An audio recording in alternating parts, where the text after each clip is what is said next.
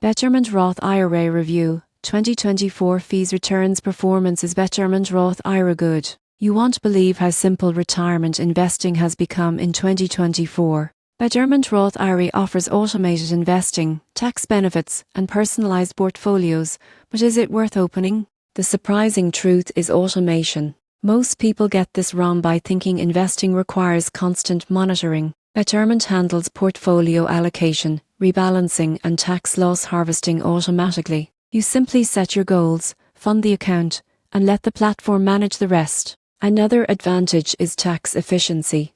You won't believe what happens next when you see how contributions to a Roth IRA grow tax-free and qualified withdrawals are also tax-free in retirement. Betterment optimizes your investments to maximize growth while minimizing tax impact, which can significantly boost long-term returns. Returns are competitive, depending on your risk tolerance and portfolio selection.